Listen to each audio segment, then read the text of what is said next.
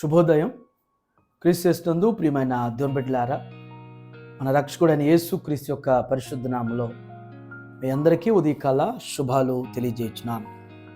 దేవుని యొక్క మహాకృపను బట్టి దేవుడు ఈ ఉదయకాల సమయంలో తన యొక్క వాక్యం చేత మనల్ని బలపరచడానికి దేవుడు మనకు అనుగ్రహించిన ఈ దివ్యమైనటువంటి సమయాన్ని బట్టి మనం ఎంతగానో దేవునికి కృతజ్ఞతలు చెల్లించాల్సిన వారుగా ఉన్నాం.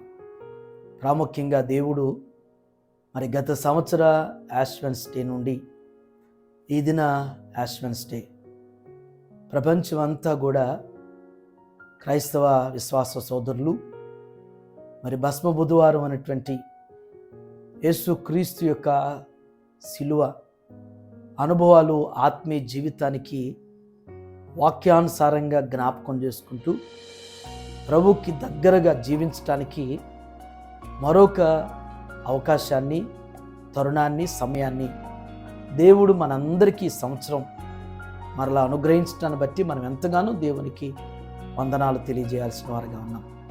దేవుని బిడ్డలారా, ఈ దిన మన TLC అనుదిన ఆహారంలో దేవుని యొక్క వాక్యాన్ని మన జ్ఞాపకం చేసుకున్నాం. సంఖ్యాకాండం 21వ అధ్యాయం 9వ వచనాన్ని మనం చదువుకుందాం. కాబట్టి మోషే ఇత్తడి సర్పమొకటి చేయించి స్తంభం మీద దానిని పెట్టెను. అప్పుడు సర్పపు కాటు తినిన ప్రతివాడు ఆ ఇత్తడి సర్పమును నిదానించి చూచినందున బ్రతికెను. దేవుని బిడ్డలారా, ఉదయకాల సమయంలో దేవుడు రెండు శ్రేష్టమైనటువంటి ఆత్మీయమైనటువంటి తలంపుల ద్వారా మనల్ని జ్ఞాపకం చేస్తూ మనతో మాట్లాడుతున్నారు. ఈ సందర్భం మనందరికి కూడా తెలిసినటువంటి రీతిలోనే మన పితరుల యొక్క జీవితంలో దేవుడు మరి వాగ్దానం చేసినట్లుగా వాగ్దాన భూమికి 20 లక్షల మంది అయినటువంటి మన ఇశ్రాయేలుని దేవుడు నడిపించున్నప్పుడు మోషే నాయకత్వంలో మన పితరుల యొక్క పరిస్థితులు, మన పితరుల యొక్క వారి యొక్క స్థితిగతులు చాలా దేవునికి ఆవేదన, ఆయాసాన్ని కలిగించేటువంటి పరిస్థితులు. ఆ పరిస్థితుల్లో వారి మధ్య తాపకరమైనటువంటి సర్పాలు వచ్చి వారిని కాటు వేస్తున్నటువంటి సమయం. కాటు వేస్తున్నటువంటి ఆ పరిస్థితుల్లో అనేకులు వారు సర్పకాటు చేత మరణించబడుతున్నారు. ఇది మోజెస్ తట్టుకోలేక చూస్తూ ఆ పరిస్థితిని, ఆ బాధని దేవుని దగ్గరికి తీసుకొచ్చి ప్రభువా అని దేవునికి జ్ఞాపకం చేస్తారు. వీరిని ఐగుప్తు నుంచి ఇంత దూరం నడిపించి మార్గమధ్యంలో ఈ తాపకరమైనటువంటి సర్పముల చేత వీరు మరణించడం అనేటువంటిది ఇది మంచిదేనా అని చెప్పేసి దేవుని అడుగుతున్నప్పుడు దేవుడు మోజెస్ యొక్క వేదన, బాధ, నిట్టూర్పును దేవుడు చూసి ఒక సలహా ఇస్తున్నాడు. దేవుని మోషేకి జ్ఞాపకం చేస్తున్నాడు. మోషే, ఒక ఇత్తడి సర్పాన్ని తయారు చేయించు అని చెప్తున్నాడు. దేవుని బిడ్డలారా, ఈ మాటలో, ఈ భాగంలో 2 తలంపులు ఉన్నాయి.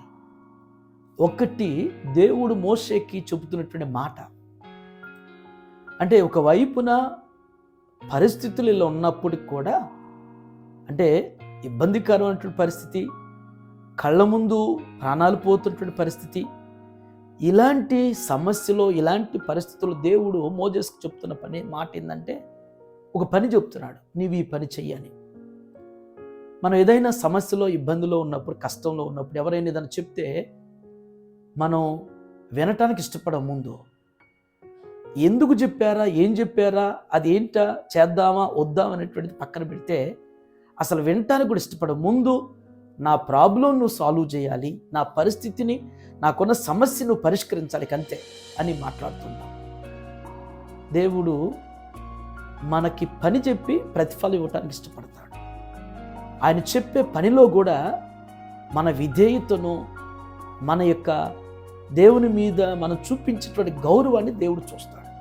కాబట్టి మోజెస్ చెప్తున్నాడు, ఒక ఇత్తడి సర్పం చెయ్యి. ఒక ఇత్తడి సర్పాన్ని చేసి దాన్ని స్తంభం మీద పెట్టు అంటున్నాడు. దేవుడు చెప్పినట్లుగా మోజెస్ చేశాడు.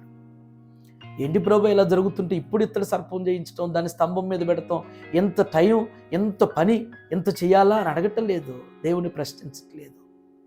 దేవుడు ప్రశ్నించేవారిని ఎక్కువ ఇష్టపడరు, పనిచేసేవారిని దేవుడు ఇష్టపడతాడు. చెప్పింది చెయ్యాలి.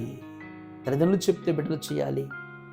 మరి పెద్దవారు చెప్పినప్పుడు మరి చిన్నవారు చేయాలి. అధికారులు చెప్పినప్పుడు మరి మనం చేయాల్సినటువంటి వారు. అంతేగాని ప్రశ్నించేది ఫలితాలు అనేటువంటిది అది తర్వాత ఆలోచించాల్సిన విషయం. అందుకనే కానా విందులో కూడా మరి తల్లి అయినటువంటి మరియా శిష్యులు చెప్పింది, ఆయన మీతో చెప్పినది చేయుడి అనేటువంటిది. మనం మొట్టమొదటిగా చేయటం నేర్చుకోవాలి. ఇది మొదటి తలంపు. రెండవ తలంపు నిదానించి, స్లోలీ అనేటువంటి మాట, నిదానించి. అంటే ఆ ఇత్తడి సర్పాన్ని స్తంభం మీద పెట్టబడ్డప్పుడు ఎవరైతే పాము వారిని మరి ఆ తాపకరమైనటువంటి సర్పం వారిని కాటు వేసిందో వారు ఆ ఇత్తడి సర్పం వైపు నిదానించి స్లోగా చూడాలి. దాన్ని నిదానంగా. ఒక సామెత మనం ఎప్పుడు కూడా గుర్తు చేసుకుంటాం, నిదానమే ప్రధానమని. నిదానంగా మాట్లాడాలి, నిదానంగా పని చెయ్యాలి. అన్ని సమయాలలో మరి ఆవేశం పనికిరాదు, తొందరపాటుతనం పనికిరాదు, దుడుకుతనం అనేటువంటిది పనికిరాదు. నిదానంగా మాట్లాడుతూ నేర్చుకోవాలి. నిదానంగా పనిచేస్తే క్షేమం ఉంటుంది. ప్రయాణాల్లో కూడా తొందరగా వెళ్ళిపోవాలి, వేగంగా వెళ్ళిపోవాలని చెప్పేసి ఆతృత పడుతుంటారు చాలామంది. ఆ వేగం, ఆ ఆతృత అది హాని తీసుకొస్తుంది, అపాయాన్ని కలిగిస్తుంది. జీవితంలో మనం నేర్చుకోవాల్సి అన్ని సమయాల్లో కాదు, నిదానం అన్ని సమయాల్లో కాదు, కానీ కొన్ని సందర్భాల్లో పరిస్థితులను బట్టి మనం వేగంగా చేయాల్సినవి కూడా ఉంటాయి.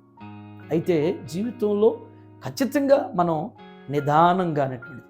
ఎవరైతే ఆ ఇత్తడి సర్పం వైపు నిదానించి చూశారో వారికి వెంటనే ఇమీడియట్లీ క్యూర్ అనేటువంటిది, ఇమీడియట్లీ వారు చూసిన వెంటనే వారికి స్వస్థత అనేటువంటిది కలిగింది. ఈ లెంటన్ సీజన్లో మనం కూడా ప్రభు నిదానించి చూడగలిగి ఉండాలి.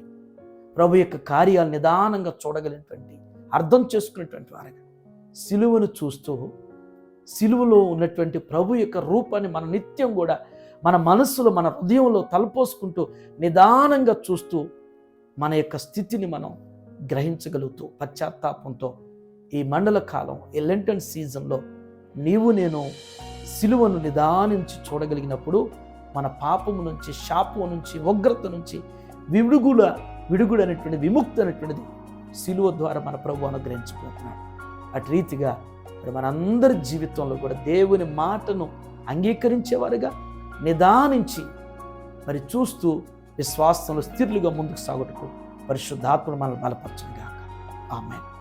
ఈ దినం జన్మదినం జరుపుకున్నటువంటి మన సంఘ సభ్యులు బాబు కోమల్కు జన్మదిన శుభాకాంక్షలు తెలియజేస్తున్నాను.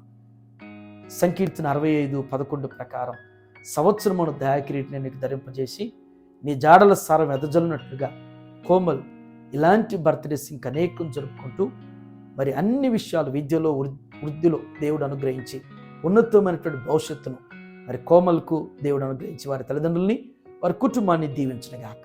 ఆమేన్. దీవించవే సమృద్ధిగా నీ సాక్షిగా కొనసాగమని, ప్రేమించవే నన్ను ప్రాణంగా, నీ కోసమే నన్ను బ్రతకమని. దారులలో ఎడారులలో సెలయేరులై ప్రవహించుమయా, చీకటిలో కారు చీకటిలో అతి స్తంభమైనను నడుపుమయా. ప్రార్థన చేసుకుందాం. ప్రేమ కలిగిన ఆయన, కృప కలిగిన తండ్రి, మీకు వందనాలు ప్రభువా. కోపించుచు నీ కృప చూపించును అని మీ లేఖనంలో జ్ఞాపకం చేసినట్లుగా ఆనాటి మా పితరులు చేసిన తప్పిదాలను బట్టి, పొరపాట్లను బట్టి, అనాలోచన నిర్ణయాలు, పనులను బట్టి నాయన అయ్యా వారి మీదికి నాయన తాపకరమైనటువంటి సర్పాలు వచ్చాయి దేవా. తాపకరమైన సర్పాల్లో కూడా అయ్యా వారు మరణించిన సమయంలో వారి పట్ల అయ్యా మీరు కనికరం చూపించిన ఆయన అయ్యా మరి ఇత్తడి సర్పాన్ని చేయించి స్తంభం మీద పెట్టబడినప్పుడు మోషే మీరు చెప్పిన మాట ప్రకారం ఆయన చేయగలిగాడు. మేము కూడా నాయన కేవలం చెప్పేవారుగా మాత్రమే కాకుండా విని అనుసరించేవారుగా, చేసేవారుగా మేము జీవించే కృపద ఇచ్చాను. నిదానించి చూసిన వారు దేవా ఆ సర్పకాటు నుంచి అయ్యా స్వస్థత పొందినట్లుగా నా తండ్రి అయ్యా మా పాపం నుంచి శాపం నుంచి ఆయన మీ సిలువను చూస్తూ దేవా మీ సిలువను నిదానించి చూడగలిగిన ఆయన మీ త్యాగాన్ని ప్రభు మేము గుర్తించిన తండ్రి దేవా వాటన్నిటి నుంచి మాకున్నటువంటి ప్రతి దేవా ఉగ్రత నుంచి మేము తప్పించబడ్డానికి ప్రతి శాపం నుంచి ఆయన విరుగుడు పొందుటకు మీ కార్యం జరిగిస్తూ స్థిరపరచండి దేవా ఈ దినం నుంచి ఆయన మరి లెంటన్ సీజన్ మా జీవితంలో ప్రారంభం చేసినందుకు వందనాలు. భక్తితోనూ శ్రద్ధతోనూ ఆసక్తితోనూ భయంతోనూ నిరీక్షణ విశ్వాసంతో ముందుకు సాగుటకు మీ కృప దయచేస్తూ నడిపించండి. ఆచార అలవాట్ల నుంచి ఆయన విడిపించండి, ఆత్మీయతలో స్థిరపరచండి. ఇది జన్మదినం జరుపుకునేటువంటి కోమలను జ్ఞాపకం చేసుకునే ప్రభా ఈ బిడ్డ యొక్క నాయన స్టడీస్ అంతట్లో మీ కృప చూపించి ఉన్నతమైన భవిష్యత్తు దయచేయండి. వారి తల్లిదండ్రులైనా మరి బంగారు బాబు గారిని బోనా గారిని వారి కుటుంబాన్ని మీరు దీవించి మీ కృపలు వర్ధలింపచేయమని యేసు నామములో ఈ ప్రార్థన మీకు సమర్పించున్నాను తండ్రి. ఆమేన్. దేవుడు మిమ్మల్ని దీవించును గాక.